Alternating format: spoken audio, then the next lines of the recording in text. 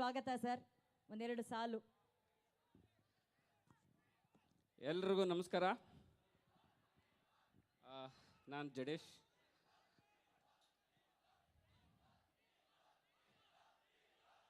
ಇನ್ನೊಂದು 10 ನಿಮಿಷದಲ್ಲಿ ಬರ್ತಾರೆ ಸರ್. ಆಲ್ರೆಡಿ ಇಲ್ಲಿದ್ದಾರೆ, ಬರ್ತಾರೆ.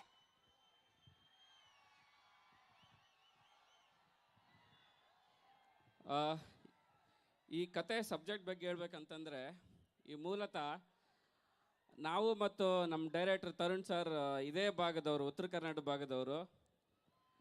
ಸೊ ನಾವು ಇಬ್ಬರು ಈ ಕತೆ ಮತ್ತು ಚಿತ್ರಕಥೆ ಬರೆಯುವಾಗಾದರೆ ಎಷ್ಟೋ ವಿಷಯಗಳು ಈ ಭಾಗದ, ಈ ಹಳ್ಳಿಯ ಭಾಗದ, ಇಲ್ಲಿನ ರೈತರ ಇಟ್ಕೊಂಡು ನಾವು ಈ ಸಬ್ಜೆಕ್ಟ್ನ ಮಾಡಿದ್ವಿ. ಸೊ ಇಲ್ಲಿನ ಎಷ್ಟೋ ವಿಷಯಗಳು ನಾವು ಓದಿ ಬೆಳೆದಿದ್ದು. ಇವಾಗ ಸಿದ್ಧಾರೂಢರಾಗಿರ್ಬೋದು, ಬಸವಣ್ಣ, ಅಲ್ಲಮ್ಮ, ಇವ್ರದ್ದೆಲ್ಲ ಓದಿ ತಿಳ್ಕೊಂಡು ಅವರ ಮೌಲ್ಯಗಳನ್ನು, ಅವರ ಸಮಾಜವಾದಗಳನ್ನು ಇಟ್ಕೊಂಡು ಎಷ್ಟೋ ವಿಷಯಗಳು ಇದರಲ್ಲಿ ಇಟ್ಕೊಂಡು ಮಾಡೋಕ್ಕೆ ಟ್ರೈ ಮಾಡಿದ್ವಿ, ಒಂದು ಪ್ರಯತ್ನ ಮಾಡಿದ್ವಿ. ಇದು ಒಂದು ಸಾರ್ವಕಾಲಿಕ ಸಬ್ಜೆಕ್ಟ್. ಅಂದರೆ ಎಷ್ಟೋ ವರ್ಷಗಳಲ್ಲೂ, ಇನ್ನೂ ಎಷ್ಟೋ ವರ್ಷ ಆದರೂ ಇದು ಮಾಗದ ಸಬ್ಜೆಕ್ಟ್. ಇದು ಯಾವ ಕಾಲಕ್ಕೂ ಈ ಕತೆ ಹಾಗೆ ಉಳಿಯುತ್ತೆ. ಸೊ ಆ ಥರದ ಒಂದು ಸಬ್ಜೆಕ್ಟ್ ಇಟ್ಕೊಂಡು ಮಾಡಿದ್ವಿ. ಸೊ ನಿಮ್ಮೆಲ್ಲ ಆಶೀರ್ವಾದ ಹೀಗೆ ಇರಲಿ. ಇದಕ್ಕೆ ನಮ್ಮ ತರುಣ್ ಸರ್ ತುಂಬ ಕಷ್ಟಪಟ್ಟು, ಅಂದರೆ ಇದು 70ರ ಕಾಲಘಟ್ಟದಲ್ಲಿ ನಡೆಯುವಂಥ ಸಬ್ಜೆಕ್ಟ್. ಅಂದರೆ ಈಗಿನ ಕಾಲದಲ್ಲಿ ಒಂದು ಮೆಟೀರಿಯಲ್ಲು, ಒಂದು ಪಿನ್ ಕೂಡ ಸಿಗಲ್ಲ ಅಂಥ ಒಂದು ಸಬ್ಜೆಕ್ಟ್ನ ತೆರೆ ಮೇಲೆ ತರೋಕ್ಕೆ ತುಂಬ ಕಷ್ಟಪಟ್ಟಿದ್ದಾರೆ. ಒಂದು ರೈತರ ಬೆನ್ನೆಲುಬು, ದೇಶದ ಬೆನ್ನೆಲುಬು ರೈತ. ಆ ರೈತನ ವಿಚಾರ ಇಟ್ಕೊಂಡು ತೆರೆಗೆ ತರ್ತಾ ಇದ್ದಾರೆ.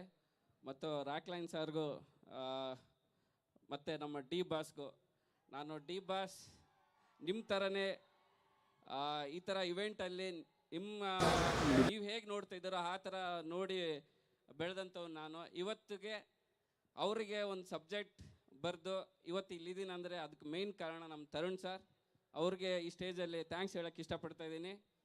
Thank you. Thank you Jadesh sir. ಈಗ ಮಾಸ್ತಿ ಸರ್, ಡೈಲಾಗ್ಗಳ ಬಗ್ಗೆ ಹೇಳಿ. ಯಾಕಂದರೆ ಇದು ಅವ್ರು ಹೇಳಿದ್ರು 70ರ ಕಾಲಘಟ್ಟದಲ್ಲಿ ನಡೆದಂಥ ಒಂದು cinema. So I'm sure dialogue ಬಹಳ ವಿಭಿನ್ನವಾಗಿರುತ್ತೆ. ಕನ್ನಡಮ್ಮನ ಕರುಳ ಬಳ್ಳಿ ಈ ಹುಬ್ಬಳ್ಳಿ.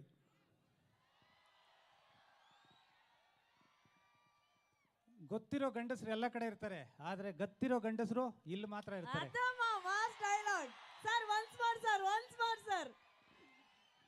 ಗೊತ್ತಿರೋ ಗಂಡಸರು ಎಲ್ಲ ಕಡೆ ಇರ್ತಾರೆ, ಆದ್ರೆ ಗತ್ತಿರೋ ಗಂಡಸರು ಇಲ್ಲಿ ಮಾತ್ರ ಇರ್ತಾರೆ. ಮಚ್ಚು 2 ದಫಾ ಕೆಂಪಗಾಗತ್ತೆ.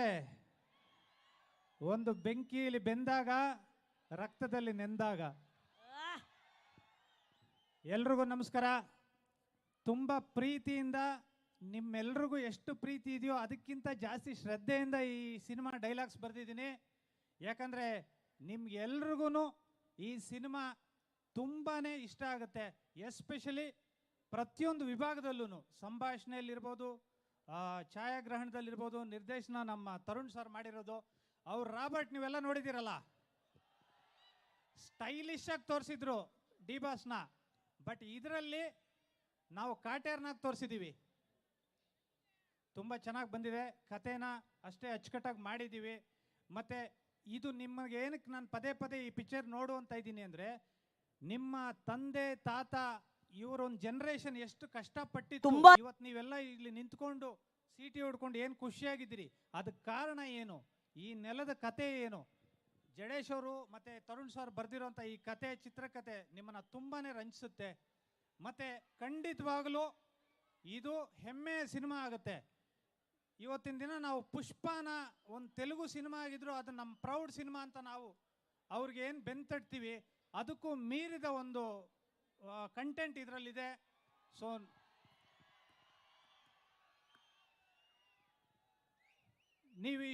ನೀವು ಯಾವಾಗಲೂ ಡಿ ಬಾಸ್ ಅವ್ರನ್ನ ಚಿತ್ರದಲ್ಲೋ ಇಲ್ಲ ರಿಯಲ್ ಆಗೋ ನೋಡಿದಾಗ ಡಿ ಬಾಸ್ ಅಂತ ಮಾತ್ರ ಹೋಗ್ತೀರಾ.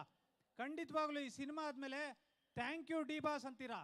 ಅಷ್ಟು ಚೆನ್ನಾಗಿದೆ ಕತೆ, ಚಿತ್ರಕಥೆ, ಸಂಭಾಷಣೆ. ಇನ್ನು ಕೆಲವೇ ಹೊತ್ತಲ್ಲಿ, ಅಂದರೆ ಕೆಲವೇ ನಿಮಿಷಗಳಲ್ಲಿ ಟ್ರೈಲರ್ ಬರುತ್ತೆ. ಅದರಲ್ಲಿ ನಿಮಗೆ ಇನ್ನೂ ಒಂದಷ್ಟು ಡೈಲಾಗ್ಸು, ವಿಜುವಲ್ಲು ಎಲ್ಲ ರಿವೀಲ್ ಆಗುತ್ತೆ. So thank you so much. ನೀವು ಇಷ್ಟು ಪ್ರೀತಿ ಒಂದು ಸಿನಿಮಾ ಕೊಡ್ತೀರಾ ಅಂದರೆ ನಾವು ನಿಮ್ಗೆ ಯಾವತ್ತೂ ಋಣಿಯಾಗಿರ್ತೀವಿ. Thank you so much.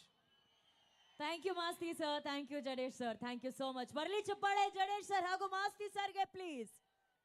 ಏನ್ ಡೈಲಾಗ್ ಹೊಡ್ಬಿಟ್ರಪ್ಪ.